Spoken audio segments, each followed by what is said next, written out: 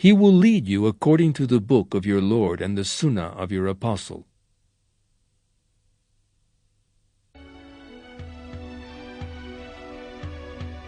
In short, the Prophet Jesus will return to earth and will learn the Quran at that time. There is no doubt but that God knows the truth.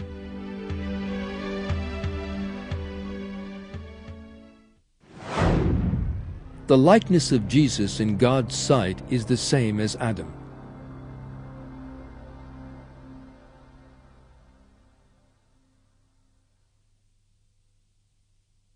The likeness of Jesus in God's sight is the same as Adam.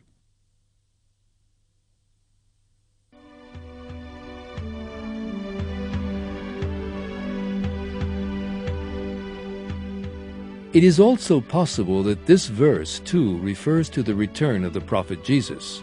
Muslim scholars who have written Quranic commentaries point out that this verse indicates the fact that both prophets did not have a father, for God created both of them with the command, "Be."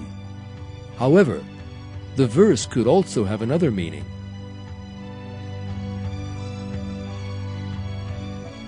Just as Adam was sent down to earth from God's presence, Jesus too will be sent down to earth from God's presence. God knows best, of course.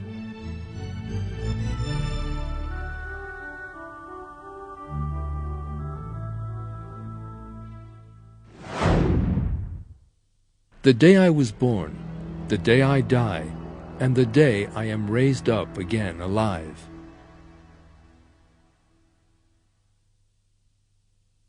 Peace be upon me the day I was born, the day I die, and the day I am raised up again alive.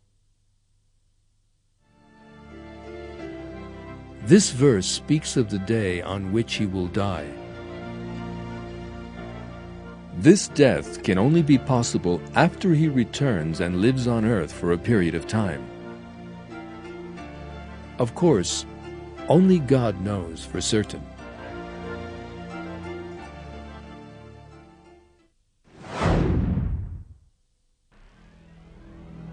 You could speak to people in the cradle, and when you were fully grown.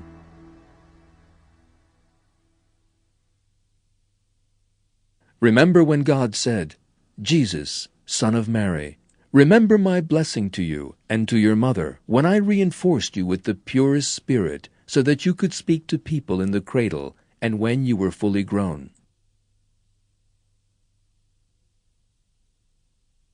He will speak to people in the cradle and also when fully grown, and will be one of the righteous.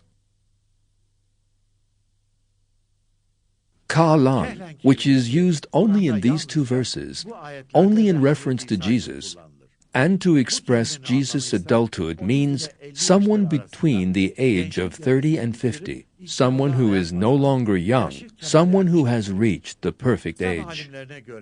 Islamic scholars agree that it denotes the age of 35 or above. Yet, based on hadiths, they state that Jesus was raised up to God's presence in his early 30s. Therefore, the Prophet Jesus did not reach the age of Kalan during his first life. This may also indicate that he will return again to earth and live a second life. In the commentary of At-Tabari, Imam At-Tabari gives the following explanation of these verses.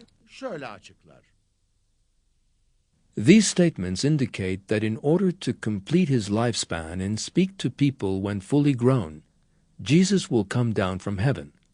That is because he was raised to heaven when still young.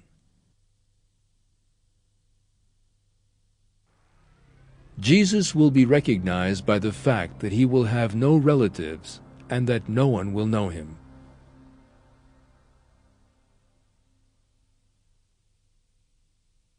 In Surah 3, verse 45, God informs us that the Prophet Jesus is of high esteem in the world and the hereafter, and one of those brought near. Thus, like all the prophets, Jesus will be known to those people surrounding him for the honor and excellence only seen in those chosen by God. Those who see him will recognize him at first sight, and there will be no doubt on this matter in their hearts. Apart from these, there will also be other factors disclosing his identity. No doubt, one of them will be the fact that he will have no relatives, family, or acquaintances on earth.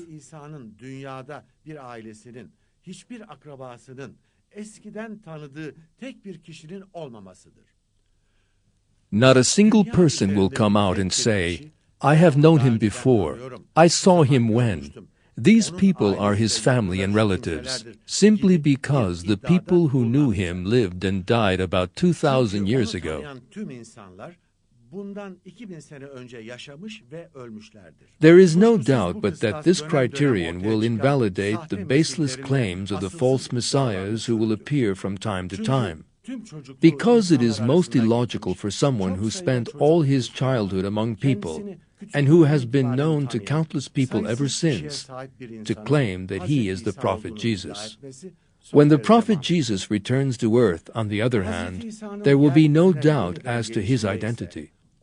Nobody will have any reason to say, "This person cannot be the prophet Jesus," because the prophet Jesus will return in the same form that he was raised into the sight of God, wearing the same clothes, and will possess superior features that no human being can possibly imitate.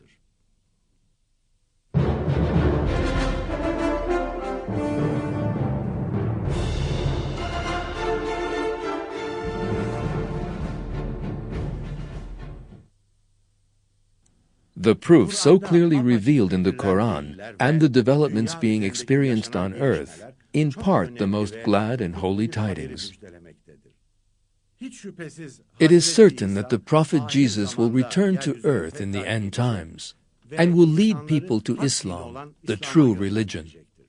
This is great news for everyone on earth and a source of joy and enthusiasm.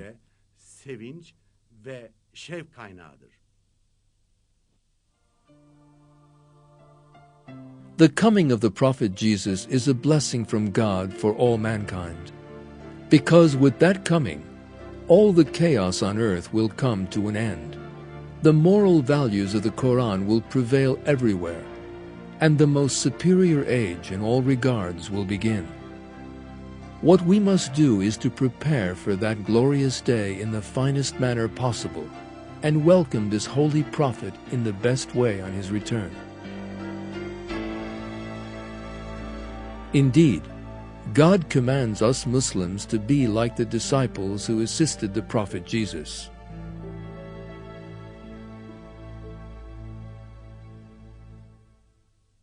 You who believe, be helpers of God, as Jesus, son of Mary, said to the disciples, "Who will be my helpers to God?" The disciples said, "We will be the helpers of God." One faction of the tribe of Israel believed and the other disbelieved. So we supported those who believed against their enemy, and they became victorious.